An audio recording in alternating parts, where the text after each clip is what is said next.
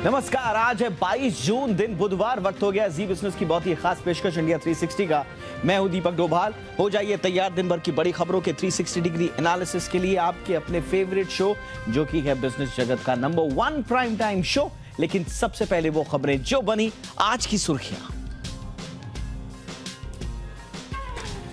नहीं थम रहा है महाराष्ट्र में उठा सियासी घमासान। उद्धव के इस्तीफे की अटकलों को शिवसेना ने किया खारिज। विधायकों के लौटने तक फैसला नहीं। उद्धव और पवार की जारी है मीटिंग।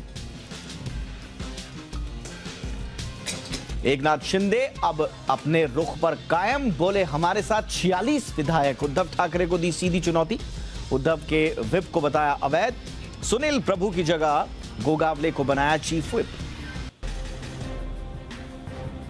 अग्निपथ योजना पर राहुल का मोदी सरकार पर वार, बोले सेना को कमजोर कर रही है सरकार, अगर हुआ युद्ध तो देश भुगतेगा नतीजा। 2 दिनों की तेजी के बाद फिर लुढ़का बाजार। निफ्टी 200 अंकों से ज्यादा टूटकर 15,400 के पास बंद। सेंसेक्स 700 अंक लुढ़का। मेटल, एनर्जी और रियल्टी शेयरों में सबसे ज्यादा गिरावट। एफआईआई की बिकवाली से रुपए में रिकॉर्ड कमजोरी। डॉलर की कीमत 78 रुपए 39 पैसे के ऊपर तक पहुंची।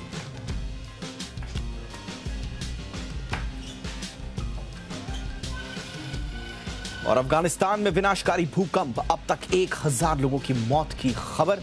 6.1 तीव्रता वाले भूकंप से जबरदस्त नुकसान।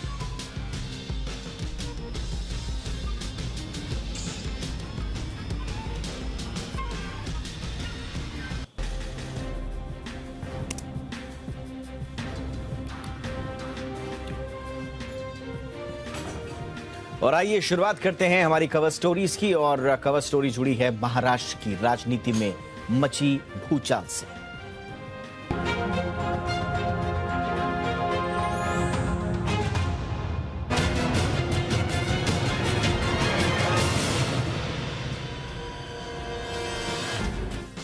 तो महाराष्ट्र में उठे सियासी तूफान की चपेट में अब सिर्फ उद्धव सरकार ही नहीं बल्कि शिवसेना बतौर पार्टी भी आती दिख रही है।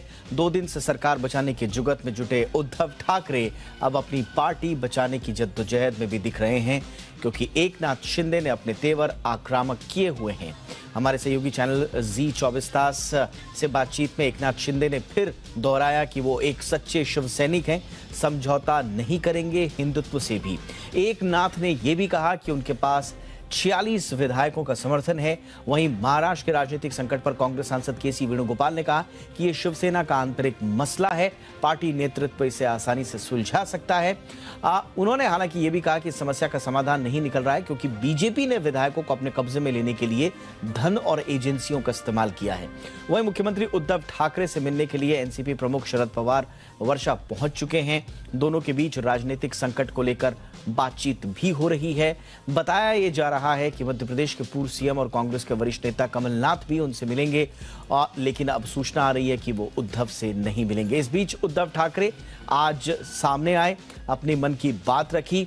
महाराष्ट्र की राजनीति पर उन्होंने अपने विचार रखे। कयास ये लगाए जा रहे थे कि शायद उद्धव ठाकरे कुछ वक्त लें सामने आने के लिए, लेकिन आज उन्होंने सामने आकर ये साफ कर दिया कि शिवसेना को आगे इस संकट से निकालने के लिए वो पूरी तरह से तैयार हैं।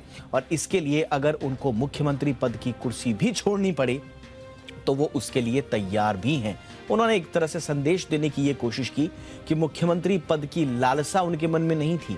वो तो शरद पवार थे, सोनिया गांधी थी, कांग्रेस और एनसीपी थे, जिन्होंने एक तरह से उनसे आग्रह किया कि बतौर मुख्यमंत्री आप इस कुर्सी पर विराजमान हो। और उनके आग्रह को स्वीकार करते हुए, महाराष्ट्र के विकास को देखते हुए मैंने ये कुर्सी स्वीकार की। तो कुल मिलाकर डैमेज कंट्रोल की कोशिश मुख्यमंत्री उद्धव ठाकरे की ओर से जरूर हो रही है, लेकिन क्या डैमेज कंट्रोल हो पाएगा, ये बड़ा सवाल। और इस पर बातचीत करने के लिए इस वक्त मेरे साथ जी 24 तास के एडिटर नीलेश खरे साहब मौजूद हैं। नीलेश जी, बहुत बहुत स्वागत है आपका एक बार फिर से।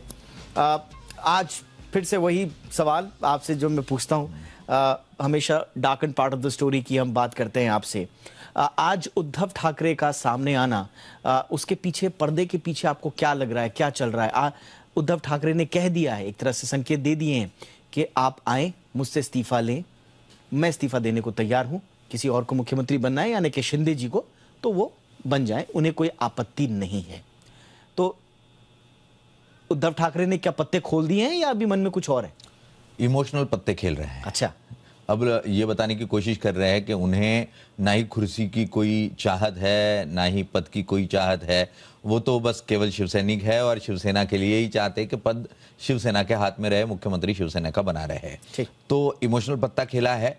पर जो एकनाथ शिंदे ने चाल चली है उसमें हम बिजनेस जगत की अगर बात करें तो बड़ी बड़ी कंपनियां टेक ओवर हो जाती है और बोर्ड ऑफ डायरेक्टर्स ही कंपनियों को टेक ओवर कर लेते हैं, प्रोमोटर जो वो हट जाते हैं। हाँ। तो शिवसेना के प्रमोटर ठाकरे है, ठाकरे दरकिनार हो गए और जो विधायक है वो अब शिवसेना नाम की कंपनी हाथ में लेने को तैयार बैठे हैं। पर हलक में कौन सी हड्डी अटक गई है? तो 34 विधायकों का पत्र जो है वो अध्यक्ष को भेज दिया गया है, राज्यपाल को भेज दिया गया है एकनाथ शिंदे के हस्ताक्षर से। ठीक। उन्होंने नया अपॉइंट भी कर दिया, गुट नेता जो है वो अपॉइंट कर दिया है। पर 34 से काम नहीं बनने वाला। शिवसेना के 37 विधायक जो है वो तोड़ने पड़ेंगे, तभी आप एंटी डिफेक्शन लॉ से बच पाएंगे। यानी आप 34 के ऊपर तो एंटी डिफेक्शन से बच नहीं पा रहे। उद्धव ठाकरे को आज इस्तीफा दे देना चाहिए था, उन्होंने दिया नहीं। साफ तौर पर उनके लिए सबसे आसान जगह है इन सबको घेरने की और मारने की, वो है विधानसभा। विधानसभा के फ्लोर पे लाओ, ओके, बताओ कि भाई 37 है कि नहीं है। नहीं है तो अध्यक्ष जो भी अभी भी महाविकास आघाड़ी के हैं वो इन 34 विधायकों को डिस्क्वालीफाइड कर देंगे। ओके, तो ये कोशिश हो रही होगी। अच्छा, अभी शरद पवार, जब हम बातचीत कर रहे हैं तो बिल्कुल इतनी ही दूरी पर शायद शरद पवार साहब और उद्धव ठाकरे भी बैठे होंगे। क्या बात चल रही होगी? जी देखिए, ज़्यादातर अगर सरकारें जाती है और ऐसी स्थिति बनती है तो जो हमने राजनीति में देखा है कि आखिरी के कुछ घंटों में कई सारे महत्वपूर्ण फैसले लिए जाते हैं जो कि कई महीनों से फंसे पड़े होते हैं। ओके, ठीक है, जिसमें कईयों के हित शामिल होते हैं, भविष्य भी शामिल होता है। तो कुछ ऐसे ही फैसले लिए जा रहे होंगे जिसमें शायद सरकार के भविष्य की बात भी होगी, कॉरपोरेट जगत की भी होगी और कई ऐसे हित संबंधी जिनके काम बाकी थे उन पे भी होगी। अच्छा, कहा ही जा रहा है कि उद्धव ठाकरे साहब की जो वाइफ है वो एकनाथ शिंदे से लगातार बातचीत कर रही थी, उन्हें मनाने की कोशिश कर रही थी। आज क्या उद्धव पवार साहब को बोल रहे होंगे कि जरा फोन कीजिए शिंदे साहब को, मेरी तरफ से आप बनाइए? मुझे नहीं लगता। शरद पवार कभी ऐसे फटे में पैर डालने वाले नेता नहीं है। वो जब तक क्लियर ग्राउंड नहीं मिल जाता वो खेलने को मैदान में नहीं आते। तो ऐसा नहीं हो सकता। और रश्मि ठाकरे अगर बातचीत कर रही होती तो कब से ये मसला सुलझ चुका होता। अच्छा, तो अब ये गुंजाइश बाकी बची नहीं है। और अगर चाहे भी ये दोनों बात करना तो अब गुवाहाटी में जिनके हाथों में इनकी सबकी डोर है वो इनको इनसे बात ना करने दे। ये प्रेस कॉन्फ्रेंस क्यों टली? 7 बजे उनकी प्रेस कॉन्फ्रेंस होने वाली थी। संभावना यही है कि अब एकनाथ शिंदे ना ही मीडिया के सामने जाए, ना ऑनलाइन जाए, ना ऑफलाइन जाए।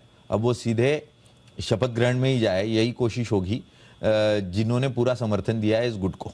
अच्छा, अब एक आखिरी सवाल, आपको देर भी हो रही है, आपको जाना भी है। आखिरी सवाल, अब फ्लोर पर तो जो होगा, फ्लोर तक के मामला जाएगा तो ठीक है, लेकिन क्या शिवसेना बतौर, क्या अब एक नया संकट देखने को मिलेगा, रस्साकशी देखने को मिलेगी कि शिंदे की सेना या ठाकरे की सेना, सेनापति कौन, क्या अब ये नया ये रस्साकशी दिखेगी? देखिए, अभी से वो शुरुआत हो गई है। आज दोपहर को ही एकनाथ शिंदे ने विधायक दल के लेटर पैड पर, शिवसेना विधिमंडल का जो कार्यालय है उसके लेटर पैड पर विधायकों के हस्ताक्षर करते हुए गुट नेता को बदल दिया है। ठीक है, ठीक है। पहले गुट नेता थे एकनाथ शिंदे। एकनाथ शिंदे ने अब नए गुट नेता को अपॉइंट करने का लेटर भी दे दिया है। यानी उन्होंने लेटर हेड जो है कंपनी का वो भी अपने साथ ले गया है, वो विधायक भी साथ में ले गया है। अब वो जो चाहे वो लिखा के दे दे। अब अध्यक्ष पर डिपेंड करता है कि क्या वो उसे स्वीकार करते हैं या नहीं करते हैं। और वही अब एक ही जगह बची है जिस मैदान में उद्धव ठाकरे को एकनाथ शिंदे और उनके साथ गए विधायकों को लाना होगा, वहीं पर वो उनको मात दे सकते हैं, वरना हाथ से खेला चला गया। बट विधानसभा में जो विधायक दल के नेता तो उद्धव ठाकरे ही हैं, मुख्यमंत्री होने के नाते, तो उनकी बात मानी जाएगी या शिंदे साहब की? नहीं, विधायक दल के नेता होते हैं पर गट नेता जो होते हैं उनको अधिकार होते हैं हस्ताक्षर करने के। अच्छा। और जो प्रतोद होते हैं उन्हें अधिकार होते हैं किसी भी प्रकार के नियमों में विधायकों को बांधने के। अच्छा, तो उनका अपॉइंटमेंट क्या शिंदे साहब कर सकते हैं या सीएम ही करता होगा? नहीं, इन सभी विधायकों ने या पार्टी दल के नेता? हाँ, नहीं, इन सभी विधायकों ने मिलकर उनको चुनना होता है। तो अब ये जो 34 है, इन्होंने उनको चुन लिया है। उनको चुन लिया है। ओ, तो 54 में से 34 ने चुन लिया है, इनको चुन लिया है। यहाँ पे तो फंस गया। तो ये बहुमत में है, तो इन्होंने अपना नेता चुन लिया है। ओके। अच्छा, एक आखिरी सवाल 10 सेकंड में। आज उद्धव ठाकरे बार बार कह रहे थे हमने हिंदुत्व नहीं छोड़ा है, हमने हिंदुत्व नहीं छोड़ा है, हमारी तो वही विचारधारा है, और बीच में क्या कुछ इशारा बीजेपी की तरफ रहा होगा उनका? क्योंकि देखिए, अब हल्कों में तो ये भी चर्चा चल रही है कि शायद हम भविष्य में बीजेपी और शिवसेना को एक बार फिर से साथ में देखें। ये सब चर्चाएं हैं। नहीं, हो सकता है। देखिए, राजनीति में कोई ऐसी चीज नहीं होती है जिसकी संभावना नहीं हो सकती या वो हो नहीं सकता है। जो हम सपने में भी नहीं सोच सकते वो भी राजनीति में हो सकता है। तो ऐसी है, अस्मिता की कोई बात नहीं है। विचारधारा तो अभी किसी की बची नहीं है। हर एक को सिर्फ सत्ता चाहिए और पैसा चाहिए। तो सत्ता को बचाए रखने के लिए और वजूद को बचाए रखने के लिए उद्धव ठाकरे भी किसी भी हद तक नीचे उतर सकते हैं। अगर वो कांग्रेस के साथ जा सकते हैं, वो एनसीपी के साथ जा सकते हैं, तो वो बीजेपी के साथ लौट कर क्यों नहीं जा सकते? बिल्कुल, आपकी बातों में बहुत सारे संकेत हैं और इन्हीं संकेत को पकड़ने की कोशिश हर कोई कर रहा है। लेकिन बहुत बहुत शुक्रिया, आपके पास वक्त कम था, लेकिन फिर भी आपने जी बिजनेस के दर्शकों के लिए समय निकाला। बहुत बहुत शुक्रिया नीलेश जी का। Thank you. चलिए आगे बढ़ते हैं और अब जरा ग्राउंड रियलिटी देख लेते हैं कि इस वक्त ग्राउंड पर क्या चल रहा है। और मेरे साथ मेरे सहयोगी जी मीडिया संवाददाता सौमित सेन जुड़ चुके हैं, वो भी गुवाहाटी से। सौमित, वहां पर क्या चल रहा है? कुछ देर पहले खबर आई थी शाम को कि शिंदे साहब प्रेस कॉन्फ्रेंस करने वाले हैं। 7 बजे का इंतजार हर किसी को था, लेकिन अब 8 भी बज गए, उसके बावजूद प्रेस कॉन्फ्रेंस शुरू नहीं हुई। क्या चल रहा है वहां पे?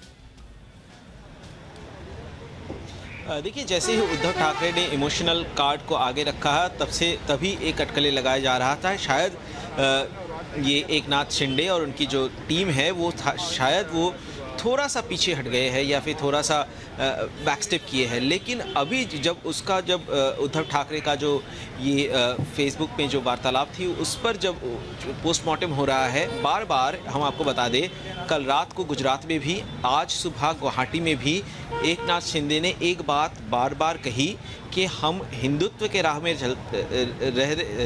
चलना चाहते हैं। शिवसेना का हिंदुत्व के राह में, बाल ठाकरे की हिंदुत्व के राह में चलना चाहते हैं।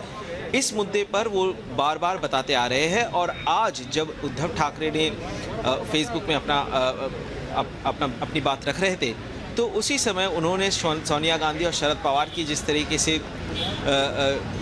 उनका सराहना किया, उनको धन्यवाद किया, तो अब जहाँ ये लग रहा है हमें कि ये बात कहीं जाकर वो हिंदुत्व के इशू में अटका हुआ है। अब इस मुद्दे पर एकनाथ शिंदे और उनकी जो टीम है वो क्या करेगी? हम आपको बता दें कि यहाँ पर अभी भी इतना ही पुलिस का जमावड़ा है। हाँ। सिक्योरिटी उतना ही टाइट है जो हम सुबह आपको दिखाए थे। सुबह से अभी तक करीब 12 घंटे से ज़्यादा समय हो चुका है। हाँ। अभी भी स्थिति यहाँ पर ऐसी ही बनी हुई है। पुलिस की सिक्योरिटी के अंदर, ये होटल के अंदर है। अच्छा, और अच्छा, यहाँ पर असम राज्य के। अच्छा सौमित, आज जब मुख्यमंत्री उद्धव ठाकरे जब अपने संबोधन के लिए सामने आए, वहां ग्राउंड पर रिएक्शन क्या था? वहां किस तरह की अटकलें, किस तरह की बातें चल रही थी? जैसा मैंने कहा कि पहले शेड्यूल थी प्रेस कॉन्फ्रेंस एकनाथ शिंदे साहब की, वो कैंसिल करनी पड़ी। वहां पर रिएक्शन, वर्ड ऑफ माउथ क्या था? क्या ऐसा हुआ कि अब मामला अटक गया है, या फिर पिक्चर क्लियर हो गई है, या फिर तस्वीर और ज्यादा धुंधली हो गई? वहां पर लोगों का, आपके पत्रकारों से बातचीत हुई होगी, आम लोगों से बातचीत हुई होगी, नेता वहां पर होंगे, क्या उनका रिएक्शन था? देखिए, जैसे दोपहर को आदित्य ठाकरे ने अपने सोशल मीडिया प्रोफाइल्स को में से मिनिस्टर का शब्द हटा दिया, तो तभी ये अटकलें लगाई जा रही है।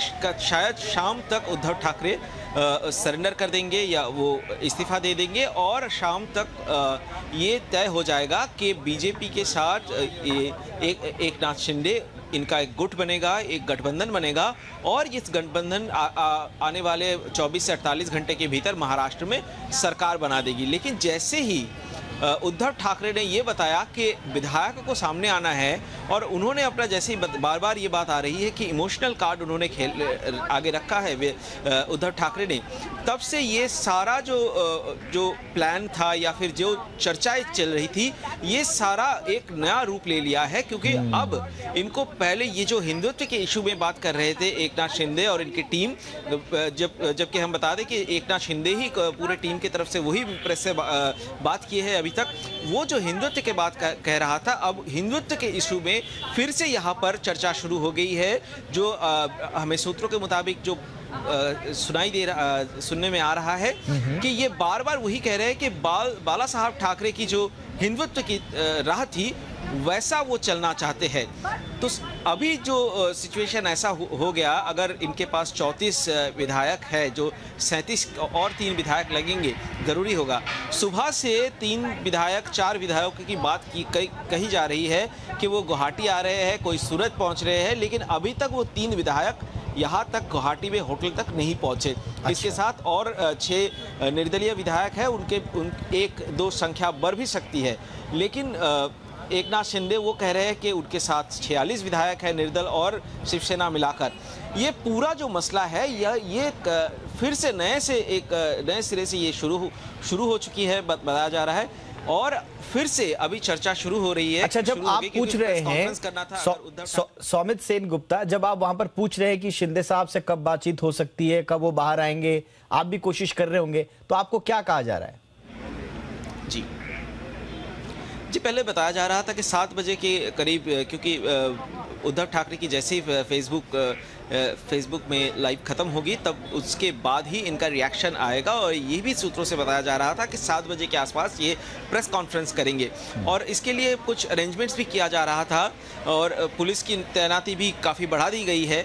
लेकिन अचानक से ये पूरा जो शेड्यूल था वो पोस्टपोन हो चुका है, और अब जो बताया जा रहा है शायद वो प्रेस के सामने आए ही नहीं, एकदम विधानसभा के फ्लोर में जाए या फिर नया सरकार के शपथ ग्रहण के समारोह में ही वो दिखे।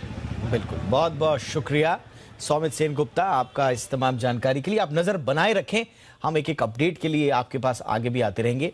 सवाल पूछने का मेरा मकसद जो सौमित से था वो यही था कि आखिरी मोमेंट पर जो वहां पर हलचल मची है उसके क्या मायने निकाले जाएं। अब देखिए, अभी तो ये लग रहा है कि उद्धव ठाकरे जिस अंदाज में सामने आए, जैसा कि नीलेश भी कह रहे थे, सौमित भी कह रहे थे कि एक इमोशनल कार्ड उन्होंने खेला, वो लगता है कि वो पत्ता तो सही जगह उन्होंने फेंका है। अब जो उन्होंने बातें बोली है हिंदुत्व की, मुझे मुख्यमंत्री पद की लालसा नहीं है, शिवसैनिक सामने आए, मेरे सामने बोले मैं पद छोड़ने को तैयार हूं, तो देखिए अब उसके बावजूद अगर शिंदे साहब अपनी प्रेस कॉन्फ्रेंस में नहीं आए हैं और टाल दी गई है, समझ लीजिए कि उद्धव ठाकरे का यहां पर तो पत्ता फिट बैठ गया। लेकिन अब आगे क्या होगा? क्या वाकई में अब शिंदे साहब सीधा फ्लोर पर दिखाई देंगे? क्या ऐसी नौबत आएगी या बीच में कुछ और इस पूरे पॉलिटिकल टर्मोइल में ड्रामा सामने आता है? इस पर नजर सबकी होगी, हमारी भी होगी, आप तक पहुंचाएंगे। बहरहाल अब सुबह से लेकर शाम तक क्या हुआ जरा आपको दिखाते हैं। खबरों का सिलसिला किस तरह से आगे बढ़ रहा था, सुबह से लेकर शाम तक की पूरी कहानी आपको दिखाते हैं। शुरुआत सुबह से, आज सुबह से ही आपने देखा होगा अफगानिस्तान में आए भूकंप की खबरें हर जगह थीं, हर टेलीविजन चैनल्स पर यह खबर छाई हुई थी। खबर आई कि अफगानिस्तान में भूकंप से जानमाल का भारी नुकसान हुआ है। खबरों के मुताबिक 6.1 की तीव्रता वाले इस भूकंप से कम 1000 लोगों की जानें गई हैं और साथ ही 1500 से ज्यादा लोग घायल भी होने की खबर है। यूएस जियोलॉजिकल सर्वे के मुताबिक भूकंप का केंद्र अफगानिस्तान के खोस्त शहर से 40 किलोमीटर दूर था। दूसरी तरफ यूरोपियन मेडिटेरेनियन सिस्मोलॉजिकल सेंटर ने बताया कि इस भूकंप का असर 500 किलोमीटर के दायरे में था और इस वजह से अफगानिस्तान के साथ पाकिस्तान और भारत में भी भूकंप के झटके महसूस किए गए। अच्छा, अफगानिस्तान में आए भूकंप की खबरें तो चल रही थी, उसके ठीक बाद कोरोना के आंकड़े भी आ गए। लगभग 8 बजे देश में पिछले 24 घंटे के भीतर नए मामलों में 23% से ज्यादा का उछाल आया है। 24 घंटे में कोरोना के 12,249 नए मामले मिले हैं। 13 मरीजों ने इलाज के दौरान दम भी तोड़ दिया। और इसी बीच राष्ट्रपति चुनाव को लेकर भी खबरें दिन भर सुर्खियों में छाई रहीं। खबर आई कि एनडीए की तरफ से राष्ट्रपति चुनाव के लिए उम्मीदवार घोषित होने के अगले ही दिन द्रौपदी मुर्मू को Z+ सिक्योरिटी उपलब्ध करा दी गई है। मुर्मू की सुरक्षा में सीआरपीएफ के कमांडोज अब 24 घंटे तैनात होंगे। आज उन्होंने ओडिशा के एक शिव मंदिर में जाकर पूजा अर्चना भी की। और इधर राष्ट्रपति चुनाव में विपक्ष के उम्मीदवार बने यशवंत सिन्हा ने कहा है कि वो जीत की उम्मीद के साथ मैदान में उतरे हैं। राष्ट्रपति पद का उम्मीदवार बनाए जाने पर उन्होंने सभी विपक्षी दलों का धन्यवाद किया और कहा कि यह सिद्धांतों की लड़ाई है। और राष्ट्रपति चुनाव की खबरों के बीच में सभी चैनल्स पर सोनिया गांधी भी छाई रही। खबर आई कि कांग्रेस अध्यक्ष सोनिया गांधी ने ईडी के सामने पेश होने के लिए और समय देने की मांग की है। इसके लिए उन्होंने ईडी को चिट्ठी भी लिखी है। उन्होंने इसके लिए अपनी खराब तबीयत का हवाला दिया। आपको बताएं कि सोनिया गांधी को ईडी ने पूछताछ के लिए 23 जून को दफ्तर बुलाया था। ईडी उनसे नेशनल हेराल्ड केस में पूछताछ करना चाहती है। और इधर कांग्रेस नेता राहुल गांधी ने ईडी दफ्तर में उनसे पूछताछ को लेकर आज जानकारी दी। राहुल गांधी ने कहा कि आखिरी दिन ईडी के अधिकारियों ने उनसे धैर्य के बारे में जानना चाहा, जिसके बाद उन्होंने उसका जवाब भी दिया। राहुल ने कहा कि वो साल 2004 से कांग्रेस में हैं, इसकी तैयारी कर रहे हैं 2004 से ही। धैर्य उनके भीतर है और पार्टी का हर नेता इसे समझता है। राहुल गांधी की खबरों के बीच उत्तर प्रदेश की एक और खबर सुर्खियों में छाई रही। खबर आई कि कानपुर हिंसा को लेकर एसआईटी ने बाबा बिरयानी के मालिक मुख्तार बाबा को गिरफ्तार कर लिया है। सूत्रों के मुताबिक मुख्तार बाबा ने ही हिंसा के लिए फंडिंग की थी। बताया जा रहा है कि हयात जफर हाशमी मुख्तार ही बाबा से फंड जुटाता था और इस मामले में एसआईटी की रडार पर अभी कई और संदिग्ध हैं जिनको जल्द ही गिरफ्तार किया जा सकता है। और एक और खबर आई दोपहर तक। मराठी अभिनेत्री केतकी चितले को ठाणे कोर्ट से जमानत मिल गई है। उन्हें एनसीपी प्रमुख शरद पवार के खिलाफ फेसबुक पर कथित रूप से अपमानजनक पोस्ट शेयर करने के आरोप में 15 मई को गिरफ्तार कर लिया गया था। जमानत के बाद केतकी के कल जेल से रिहा होने की संभावना भी है। इधर असम की एक और खबर सुर्खियां बन गई। खबर आई कि असम के मुख्यमंत्री हिमंता बिस्वा शर्मा की पत्नी रिंकी शर्मा ने दिल्ली के उप मुख्यमंत्री मनीष सिसोदिया पर मानहानि का केस दर्ज कराया है। गुवाहाटी कामरूप के सिविल जज कोर्ट में रिंकी शर्मा ने 100 करोड़ रुपए के हर्जाने की मांग करते हुए मुकदमा दर्ज कराया। सिसोदिया ने हेमंत बिस्वा की पत्नी पर आरोप लगाया था कि उन्होंने कोविड पीपीई किट की खरीद में भ्रष्टाचार किया है।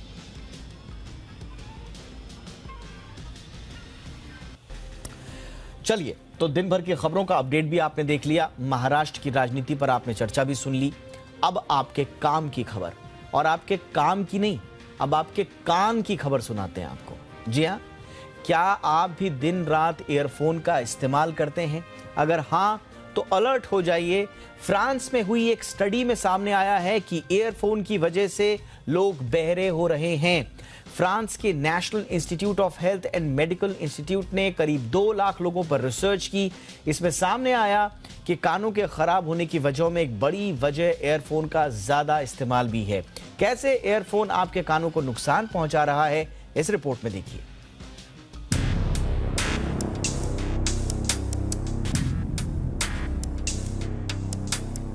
टेक्नोलॉजी जिंदगी को आसान तो बनाती है, लेकिन इसका बेतहाशा इस्तेमाल कई स्वास्थ्य संबंधी दिक्कतों को भी न्योता देता है। ईयरफोन का इस्तेमाल कर आप जहां चाहें वहां तेज आवाज में म्यूजिक सुन सकते हैं, मूवीज देख सकते हैं, लेकिन यही तेज आवाज आपको बहरा भी बना रही है। फ्रांस के national institute of health and medical institute ने 1,86,000 लोगों पर रिसर्च की।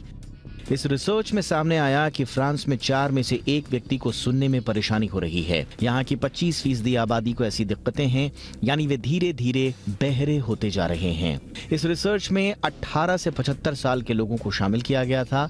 रिसर्च करने वालों के मुताबिक बहरेपन के लिए लाइफस्टाइल, सोशल आइसोलेशन, डिप्रेशन के साथ ही तेज आवाज में म्यूजिक सुनना भी जिम्मेदार है। आजकल ऑटो में हो या फिर बस में या मेट्रो में हर दूसरा बंदा अपने कान में ईयरफोन लगाए मिल जाता है, लेकिन इससे होने वाले नुकसान की तरफ किसी का ध्यान नहीं है। विश्व स्वास्थ्य संगठन यानी WHO के मुताबिक लाउड नॉइज की वजह से 1 अरब से भी ज्यादा लोगों को बहरेपन का खतरा है। इसके लिए वैसे तो क्लब, म्यूजिक कॉन्सर्ट्स, बार में बजने वाले लाउड म्यूजिक भी जिम्मेदार हैं, लेकिन सबसे ज्यादा खतरा ईयरफोन के इस्तेमाल से है। WHO के मुताबिक 35 साल से कम उम्र के लोग ज्यादा एयरफोन का इस्तेमाल करते हैं, लेकिन इनमें से 50% लोग ऐसे हैं जो एयरफोन पर लाउड म्यूजिक सुनते हैं। WHO ने अपनी रिपोर्ट में कहा है कि दुनिया में लगभग 150 करोड़ लोग किसी न किसी रूप में सुनने में दिक्कत महसूस कर रहे हैं। ये संख्या 2050 तक बढ़कर 250 करोड़ होने की संभावना है। इसीलिए इसे स्वास्थ्य समस्या के रूप में देखा जा रहा है। हमारे कानों के सुनने की क्षमता सिर्फ 90 डेसिबल होती है, जो धीरे धीरे 40 से 50 डेसिबल तक कम हो जाती है और इससे बहरेपन की शिकायत होने लगती है। दरअसल लाउड म्यूजिक सुनने से कान के सेल्स डैमेज हो सकते हैं, क्योंकि ये सेल्स रीजनरेट नहीं होते। इसलिए कान को जो भी नुकसान एक बार पहुंच गया उसे ठीक करना काफी मुश्किल होता है और इसकी वजह से आप बहरेपन का शिकार हो सकते हैं। डॉक्टर्स की माने तो एयरफोन का ज्यादा इस्तेमाल करने से कानों में छन छन की आवाज आना, चक्कर आना, नींद न आना, सिर और कान में दर्द जैसे कई लक्षण दिखाई देते हैं। और अगर आप भी कान से जुड़ी परेशानियों से बचना चाहते हैं तो एयरफोन का इस्तेमाल सिर्फ जरूरत पड़ने पर ही करें। सस्ते एयरफोन की जगह अच्छे क्वालिटी के एयरफोन्स का ही इस्तेमाल करें और दिन भर में 60 मिनट से ज्यादा एयरफोन का इस्तेमाल कतई ना करें। ब्यूरो रिपोर्ट, जी मीडिया। और अब जो खबर आप तक हम पहुंचा रहे हैं वो आपको चौंका सकती है, लेकिन सच्चाई यही है कि देश में हार्ट अटैक के मामलों में तेजी से बढ़ोतरी हुई है। कम से कम कुछ इलाकों में तो ये स्टडी में या फिर RTI जैसे महाराष्ट्र में, मुंबई में दायर की गई थी उसमें सामने आया। मुंबई में इस RTI के जवाब में जो BMC ने आंकड़े दिए हैं उसके मुताबिक मुंबई में हार्ट अटैक से मरने वालों की संख्या सिर्फ एक साल में 6 गुना बढ़ गई। मुंबई में 2020 में 5,600 हार्ट अटैक के मामले आए थे। 2021 के पहले 6 महीने में ही ये 18,000 हार्ट अटैक के मामले हो गए। ये आंकड़े भले ही डरावने हों, लेकिन इस डरावने सच में की तह में जाना बहुत जरूरी है। हेल्दी युवा भी इसकी चपेट में आ रहे हैं। रिपोर्ट देखिए।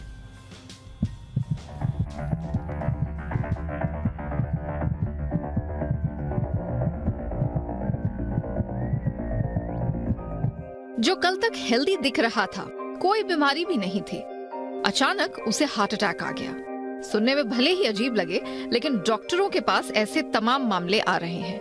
जांच में पता चलता है कि खून गाढ़ा होने से हार्ट में खून पहुंचाने वाली धमनी में रुकावट आने से दिल का दौरा पड़ा है। यानी जिन मरीजों को पहले हार्ट से जुड़ी कोई समस्या नहीं थी, वो अब इसके मरीज हो गए हैं।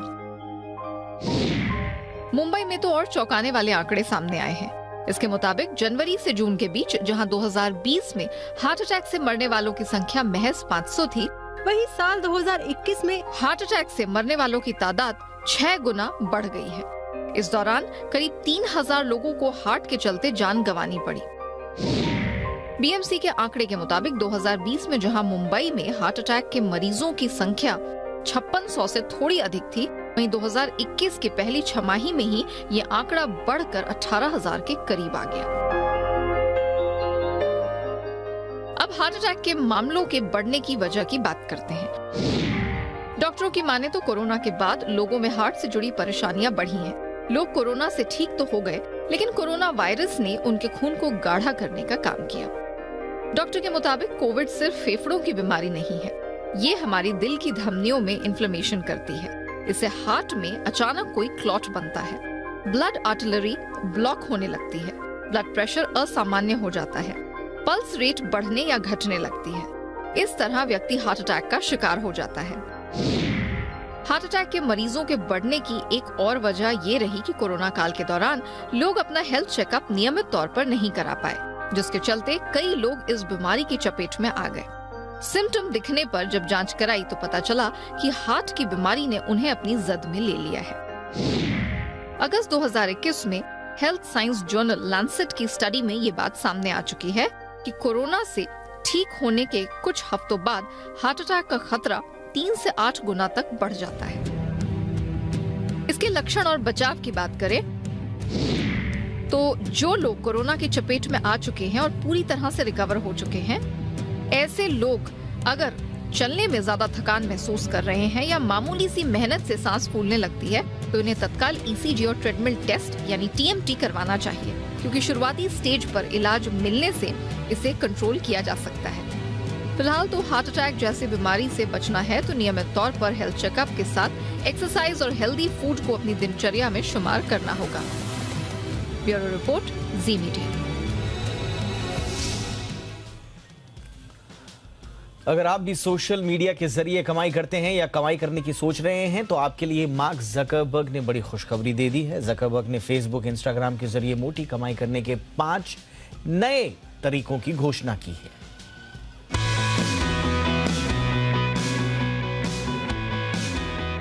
सोशल मीडिया के जरिए कई लोग मोटी कमाई करते हैं। अगर आप भी सोशल मीडिया के जरिए कमाई करने की सोच रहे हैं तो आपके लिए सुनहरा मौका है। बस इसके लिए आपको फेसबुक और इंस्टाग्राम का सही इस्तेमाल करना होगा, और वो सही इस्तेमाल क्या है ये खुद बताया है मेटा के CEO मार्क ज़करबर्ग ने। दरअसल मार्क ज़करबर्ग ने अपने फेसबुक के आधिकारिक अकाउंट पर एक पोस्ट लिखा है। इस पोस्ट में मार्क ज़करबर्ग ने बताया है कि कंपनी 2024 तक फेसबुक और इंस्टाग्राम के सभी रेवेन्यू शेयरिंग मॉडल्स पर रोक लगा देगी। इसमें paid online event, subscription badge और बुलेटिन भी शामिल हैं। एक तरफ जहां इन पर रोक लगेगी तो वहीं ज़करबर्ग ने क्रिएटर्स के लिए पैसा कमाने के नए तरीकों की भी घोषणा की है। लिस्ट में digital collectibles, stars, interoperable subscriptions जैसे फीचर्स शामिल हैं। ज़करबर्ग ने कहा कि ये फीचर क्रिएटर्स को मेटावर्स बनाने में मदद करेंगे और इसके साथ ही अच्छी कमाई भी होगी।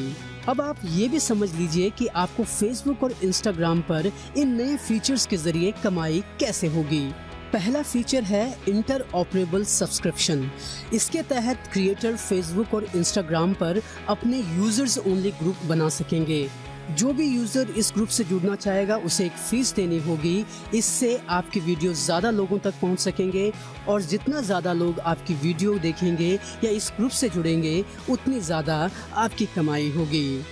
दूसरा जो फीचर मार्क ज़करबर्ग ने बताया है वो है फेसबुक स्टार्स, यानी कंपनी स्टार्स नाम का अपना टिपिंग फीचर सभी एलिजिबल क्रिएटर्स के लिए खोल रही है ताकि ज्यादा से ज्यादा लोग उनके रील, लाइव या वीडियो ऑन डिमांड से कमाई शुरू कर सकें।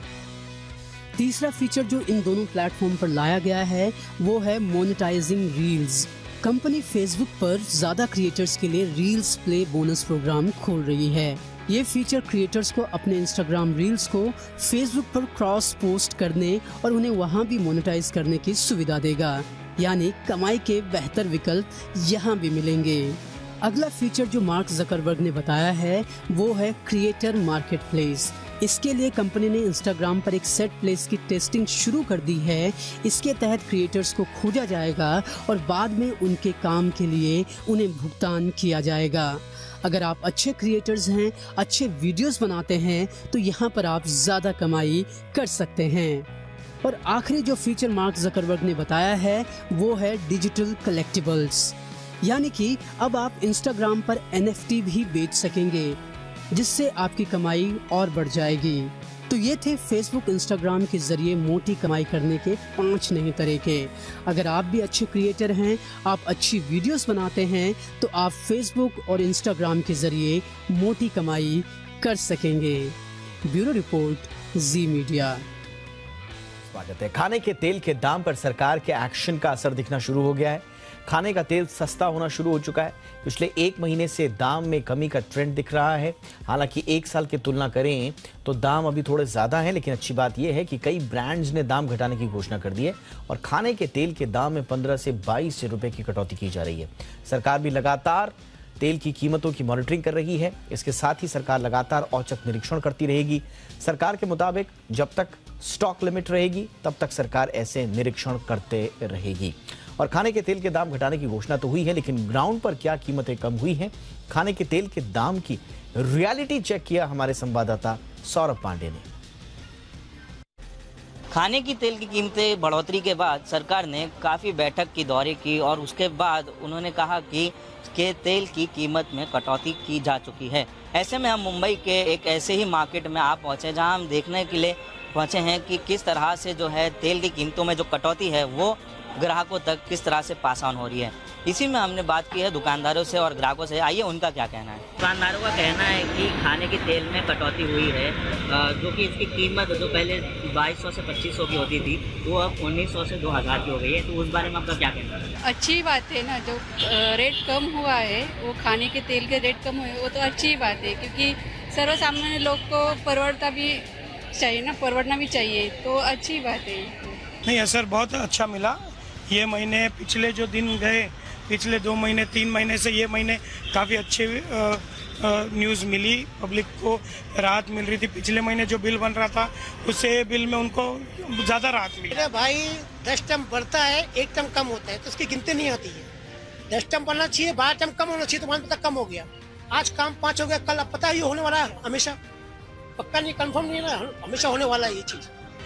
मतलब जैसे पहले 190-200 तक गया था ना, 180-90 तक गया था तेल, तो अभी कम हुआ तो थोड़ा राहत तो मिलेगा ना, लेकिन इससे और कम होना चाहिए।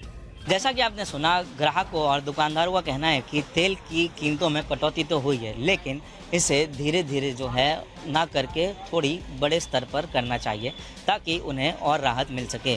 मुंबई से वीडियो जर्नलिस्ट सागर पाटिल के साथ सौरभ पांडे, जी मीडिया। देश का नया राष्ट्रपति चुनने के लिए रेस शुरू हो चुकी है। विपक्ष ने जहां यशवंत सिन्हा को अपना उम्मीदवार बनाया है, तो वहीं एनडीए ने ओडिशा से आदिवासी नेता द्रौपदी मुर्मू को राष्ट्रपति पद का उम्मीदवार बनाया है। एक शिक्षिका के तौर पर अपने करियर की शुरुआत करने वाली मुर्मू आज देश के सर्वोच्च पद पर काबिज होने के लिए यशवंत सिन्हा को टक्कर देने जा रही हैं।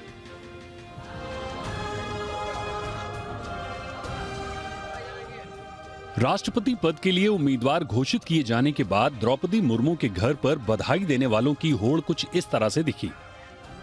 ओडिशा के रायरंगपुर में स्थित मुर्मू के घर बधाई देने वालों का तांता लगा है। बीजेपी संसदीय बोर्ड की मीटिंग में 20 नामों पर चर्चा के बाद मुर्मू के नाम पर सहमति बनी। अब 18 जुलाई को अगर वो विपक्ष के उम्मीदवार यशवंत सिन्हा को हराती हैं, तो वो देश की पहली आदिवासी राष्ट्रपति होंगी। वहीं प्रतिभा पाटिल के बाद इस पद पर पहुंचने वाली दूसरी महिला बनेंगी। टेलीविजन न्यूज देखिली वर्तमान किसी कहवाकू चाहे ना, परवर्ती समय में आपण को जहाँ भी बाइट देवी, वर्तमान नुह है कहीं आपण को धन्यवाद। 64 साल की द्रौपदी मुर्मू का जन्म ओडिशा के मयूरभंज जिले में 20 जून 1958 को हुआ। उनके पिता का नाम बिरांची नारायण टुडू है। वो आदिवासी जातीय समूह संथाल से संबंध रखती हैं। द्रौपदी सिंचाई और बिजली विभाग में 1979 से 1983 तक जूनियर असिस्टेंट के तौर पर काम कर चुकी हैं। 1994 से 1997 तक उन्होंने रायरंगपुर के Shri Aurobindo integral education centre में ऑनरेरी असिस्टेंट टीचर के तौर पर भी सेवाएं दी। 2000 और 2004 में द्रौपदी मुर्मू बीजेपी के टिकट पर रायरंगपुर सीट से विधायक चुनी गई। ओडिशा में बीजेडी और बीजेपी गठबंधन सरकार में द्रौपदी मंत्री रह चुकी हैं। वो बीजेपी एसटी मोर्चा की राष्ट्रीय कार्यकारिणी सदस्य भी रह चुकी हैं। 18 मई 2015 से 18 मई 2020 तक वो झारखंड की पहली महिला और आदिवासी गवर्नर रहीं। द्रौपदी का बचपन गरीबी और अभावों के बीच बीता। ऐसी स्थिति में भी संघर्ष करते हुए उन्होंने ऊंचाइयों को छुआ। मुर्मू ओडिशा की पहली महिला नेता हैं जिन्हें गवर्नर बनाया गया और अब वो राष्ट्रपति उम्मीदवार बनी। राष्ट्रपति पद के लिए सर्वसम्मति से उम्मीदवार चुनने की कोशिश की गई, लेकिन विपक्ष तैयार नहीं हुआ। हालांकि द्रौपदी मुर्मू ने खुद को धरती की बेटी बताते हुए बीजेडी से समर्थन मांगा है। ओडिशा के सीएम नवीन पटनायक ने भी राज्य के लोगों के लिए इसे एक गर्व का लम्हा बताया है। यानी द्रौपदी मुर्मू की दावेदारी मजबूत दिख रही है। ब्यूरो रिपोर्ट, जी मीडिया। और अब हम आपको 105 साल की उस महिला एथलीट से मिलवाते हैं जो अपनी आयु वर्ग में 100 मीटर दौड़कर नई राष्ट्रीय चैंपियन बनी है। ये महिला हरियाणा में एक गांव में रहती हैं, न जिम जाती हैं, ना ही सप्लीमेंट्स लेती हैं, ना ही प्रोटीन शेक्स पीती हैं और ना ही महंगे फल खाती हैं। इनकी फिटनेस का राज है कि ये प्रकृति के बहुत करीब रहती है।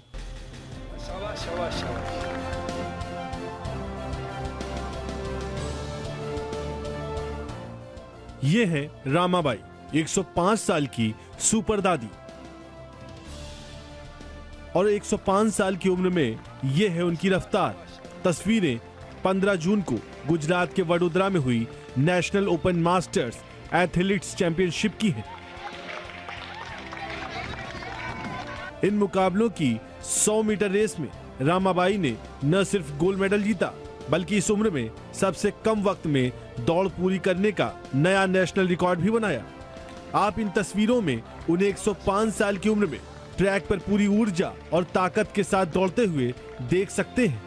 रामाबाई से पहले मनकौर नाम की एक महिला ने 2017 में 74 सेकंड में 100 मीटर की रेस पूरी करके नेशनल रिकॉर्ड बनाया था और तब उनकी उम्र 101 वर्ष थी। लेकिन रामाबाई ने इस रिकॉर्ड को तोड़ दिया है और उन्होंने सिर्फ 45.40 सेकंड में 100 मीटर की ये दौड़ पूरी करके गोल्ड मेडल जीता है। रामाबाई हरियाणा के चरखी दादरी के कादमा गांव में रहती हैं। वे गांव की सबसे बुजुर्ग महिला हैं और सब उनको उड़न परी पर दादी कहकर बुलाते हैं। इस उम्र में भी हर दिन 3 से 4 किलोमीटर पैदल चलती है। उनके खाने की थाली में महंगे फल और दूसरी चीजें नहीं होती, बल्कि उनकी जगह वो दिन में 1 लीटर दूध, 250 ग्राम शुद्ध देसी घी, आधा किलो दही और चूरमा और बाजरे की रोटी खाती हैं। वे चावल बहुत कम मौके पर और बहुत कम मात्रा में खाती हैं। रामाबाई का बेटा, बहू और बेटी भी खेल की दुनिया में नाम कमा रहे हैं। वे दौड़ में कई मेडल जीत चुके हैं। रामाबाई ने अपने जज्बे से साबित कर दिया है कि उम्र एक नंबर से ज्यादा कुछ नहीं होती। ब्यूरो रिपोर्ट, जी मीडिया।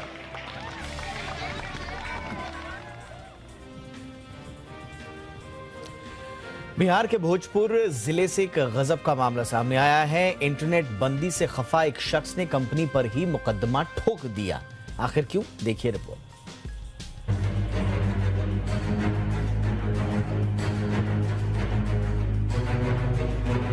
बिहार के भोजपुर जिले से एक ऐसा मामला सामने आया है जिसने मोबाइल सर्विसेज प्रोवाइडर कंपनियों को चिंता में डाल दिया है। मोबाइल सर्विस बंद होने पर एक यूजर ने मुकदमा ठोककर नुकसान की भरपाई करने की बात कही है।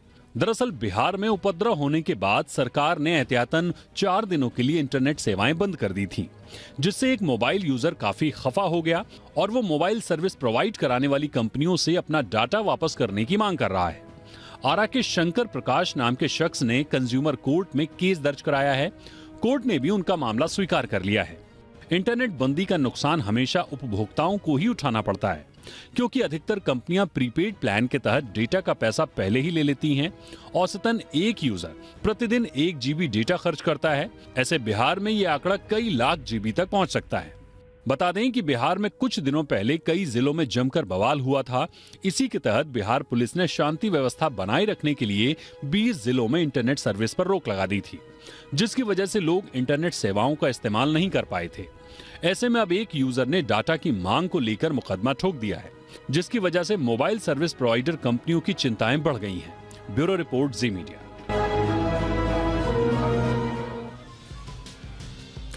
और आइए अब बात बाजार की कर लेते हैं। कमजोर ग्लोबल संकेतों के चलते आज भारतीय बाजार भारी बिकवाली के शिकार हो गए। आज मेटल शेयरों की जमकर पिटाई हुई। एनएसई का मेटल इंडेक्स करीब 5% टूटा। कमजोर रुपए ने भी बाजार को गिराने का काम किया। यूरोपियन मार्केट खुलने के बाद भारतीय बाजारों पर दबाव बना। कारोबार के अंत में सेंसेक्स 710 अंकों की गिरावट के साथ 51,823 पर बंद हुआ। निफ्टी 225 अंक टूटकर 15,413 के स्तर पर बंद हुआ। बैंक निफ्टी में भी 346 अंकों की गिरावट रही।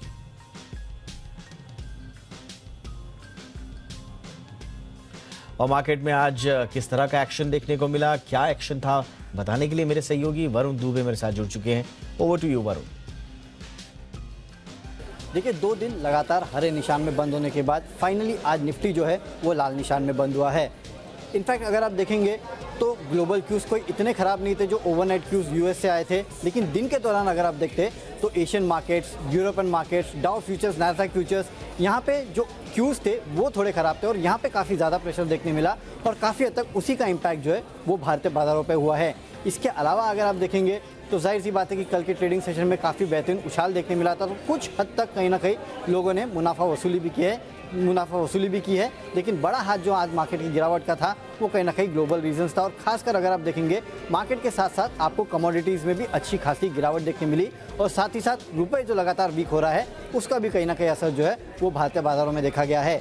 निफ्टी के टॉप लूजर्स की बात करें तो फिर से एक बार मेटल काउंटर्स जो है उनने सबसे ज़्यादा दबाव बनाने का काम किया। हिंडाल्को टॉप लूजर था, इसके अलावा यूपीएल 50 लो पे चल रहा है। विप्रो, रिलायंस इंडस्ट्रीज जैसे स्टॉक में अच्छी खासी गिरावट थी।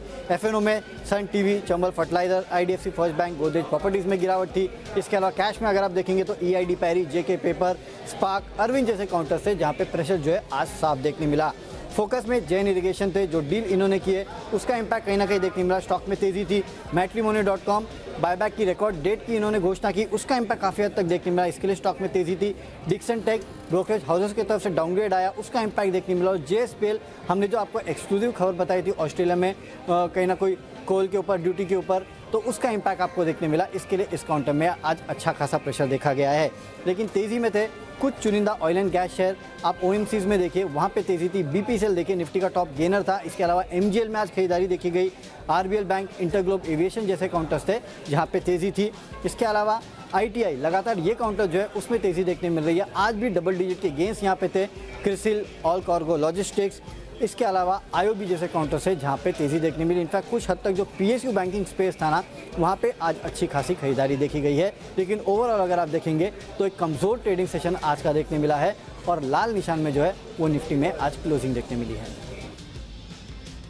और आइए जरा फटाफट से ग्लोबल मार्केट्स का हाल भी देख लेते हैं, खासतौर से अमेरिकी बाजारों में किस तरह का कारोबार इस वक्त चल रहा है, ज़रा देख लेते हैं।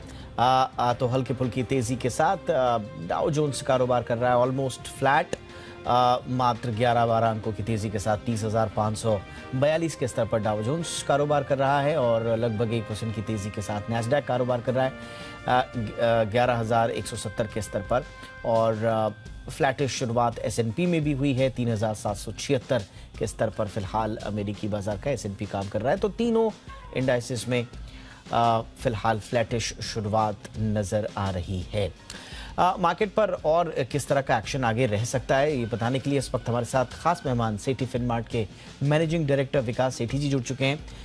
सेठी सर, बहुत बहुत स्वागत है आपका। आज तो बाजार पर कमज़ोर ग्लोबल संकेतों का असर रहा, क्या यही वजह थी कि मार्केट गिरा या फिर कोई और घरेलू कारण भी आप देखते हैं विकास सर? देखिए दीपक, कल एक हमारे बाजार में एक शानदार तेजी का दिन था, फिर आज वो तेजी एक्सटेंड नहीं हुई, जिसका कारण था जब हम खुले हुए थे तब डाउ फ्यूचर्स में एक अच्छी खासी 400-450 पॉइंट तक की गिरावट देखी जा रही थी और उसके कारण से हमने जो कल तेजी करी वो पूरी की पूरी गंवा दी। बाकी ठीक है, बाजार हाईली वोलेटाइल है, जिस तरह से दुनिया भर में माहौल है, रशिया यूक्रेन की क्राइसिस, फिर आपके इन्फ्लेशन के चलते जो ब्याज दरों में बढ़ोतरी हो रही है, लिक्विडिटी तक हो रही है, तो उसका एक असर है।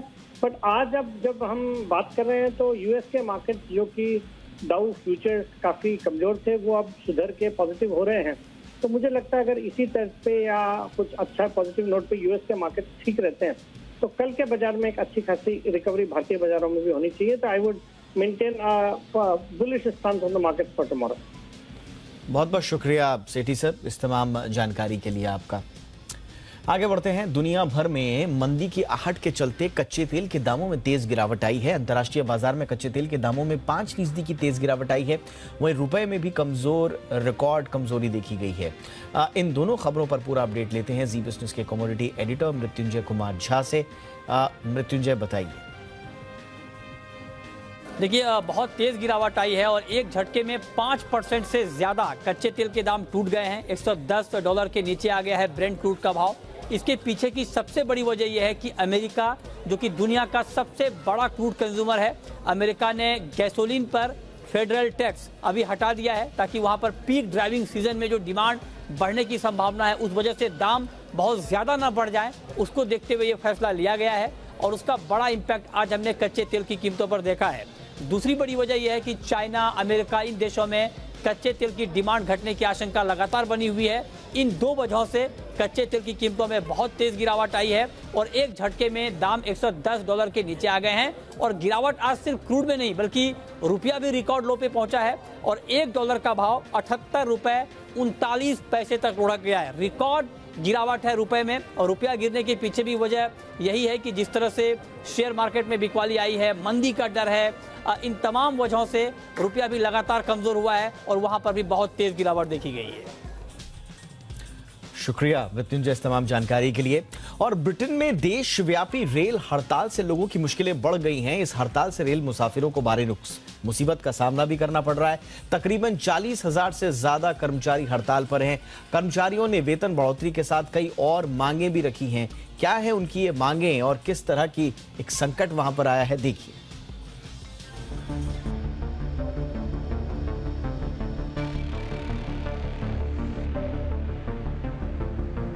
जिस रेलवे स्टेशन पर हजारों की भीड़ दिख रही थी, वहां अब सन्नाटा है। जिस रेलवे स्टेशन से हजारों की संख्या में मुसाफिर सफर करते थे, वहां अब कम ही लोग दिखाई दे रहे हैं। ब्रिटेन में ऐसा तब हुआ है जब 40,000 से ज्यादा रेल कर्मचारी हड़ताल पर चले गए हैं। रेल कर्मचारियों की हड़ताल से कुछ ही ट्रेन चल पा रही है, जिससे लोगों को भारी मुसीबत का सामना करना पड़ रहा है। हड़ताल की वजह से रोजाना आने जाने वाले कर्मचारी बेहद परेशान हैं। वहीं माल ढुलाई पर भी बड़ा असर पड़ा है। ब्रिटेन में 30 साल बाद रेलवे की सबसे बड़ी हड़ताल बताई जा रही है। वेतन और नौकरी की सिक्योरिटी नहीं मिलने से कर्मचारी नाराज बताए जा रहे हैं। लिहाजा 40,000 कर्मचारियों ने काम करने से इनकार कर दिया है। कर्मचारियों ने शनिवार तक काम न करने का फैसला किया है। लंदन में रेलवे स्टेशन पर ट्रेनों की कतार तो देखी गई, लेकिन उन्हें चलाने वाले ड्राइवर और दूसरे स्टाफ नहीं था। रेल कर्मचारियों की हड़ताल की वजह से लोग भी अपने घरों से कम बाहर निकले। हड़ताल की वजह से लंदन में मेट्रो ट्रांसपोर्ट सिस्टम पर बड़ा असर पड़ा है। इससे पहले रेल कर्मचारी संगठन और रेल कंपनियों के बीच बातचीत हुई। दोनों एक दूसरे को जिम्मेदार ठहरा रहे हैं।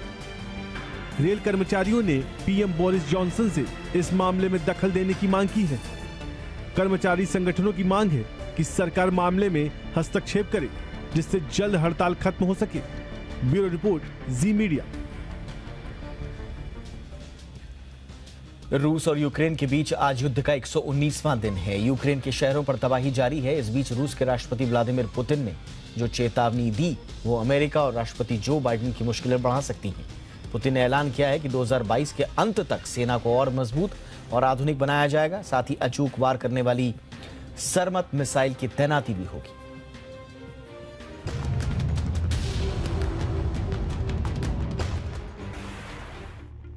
यूक्रेन के शहर सिर्फ तबाही के निशान नजर आ रहे हैं। शहर अब शहर नहीं बल्कि खंडहर बन चुके हैं। इसके बावजूद रूस की सेना यूक्रेन को घुटने पर लाने के लिए तबाही मचा रही है। तस्वीरें यूक्रेन के खार्किव से आई हैं, जहां गोलीबारी में 5 लोगों को जान गंवानी पड़ी। हालांकि तबाही के बीच यूक्रेन के लिए राहत की बात यह है कि उसे दुनिया भर के देशों का समर्थन मिलना जारी है। लक्समबर्ग के प्रधानमंत्री ज़ेवियर बेटेल यूक्रेन के राष्ट्रपति व्लादिमीर ज़ेलेंस्की से मिलने और समर्थन जताने के लिए कीव पहुंचे हैं। बेटेल से मुलाकात के वक्त ज़ेलेंस्की उनका शुक्रिया अदा कर ये कहना नहीं भूले कि यूक्रेन में आना और यूक्रेन के साथ खड़े होने का मतलब है कि आप इतिहास की सही दिशा में हैं। Як боремось за позитивне рішення Європейського Союзу по кандидатству для України, щоденно боремось і за постачання сучасної зброї для нашої держави. Жодного дня не збавляємо нашої активності, життя. वहीं रूस के राष्ट्रपति व्लादिमीर पुतिन का आक्रामक अंदाज नहीं बदल रहा। पुतिन अब रूस की सुरक्षा को चाक चौबंद करने में जुट गए हैं। निशाने पर पश्चिमी देश हैं। यूक्रेन से जारी युद्ध के बीच पुतिन ने महाशक्ति परमाणु मिसाइल RS-28 समृद्ध का परीक्षण कर पूरी दुनिया को चौंका दिया था। अब पुतिन ने अमेरिका तक परमाणु हमला करने में सक्षम इस मिसाइल की जल्द तैनाती की बात कही है। Оснащение войск новыми системами вооружения, которые будут определять боеспособность армии и флота в ближайшие годы и десятилетия вперед. Предстоит шире, гораздо шире применять робототехнику, новейшие средства управления. Войска начали поступать не имеющие аналогов в мире комплексы противовоздушной и противоракетной обороны С-500. रूस की स्ट्रेटेजिक रॉकेट फोर्सेस के हाथ में होती है। इस मिसाइल को रूसी कंपनी मेकिएव रॉकेट डिजाइन ब्यूरो ने डिजाइन किया है। यह मिसाइल 2009 से अंडर ट्रायल है। इसे 2022 में ही रूसी सेना में कमीशन करने का प्लान है। इस मिसाइल में 10 से 15 वॉरहेड लगे होते हैं, यानी अगर रूस सरमत मिसाइल की तैनाती करता है तो अमेरिका के लिए इसका जवाब देना आसान नहीं होगा। ब्यूरो रिपोर्ट, ज़ी मीडिया। इसी के साथ इंडिया 360 में आज बस इतना ही। इजाजत दें। हैशटैग याद रखिए, हैशटैग ज़ी इंडिया 360। कोई राय, कोई सुझाव हो तो जरूर भेजिएगा। नमस्कार।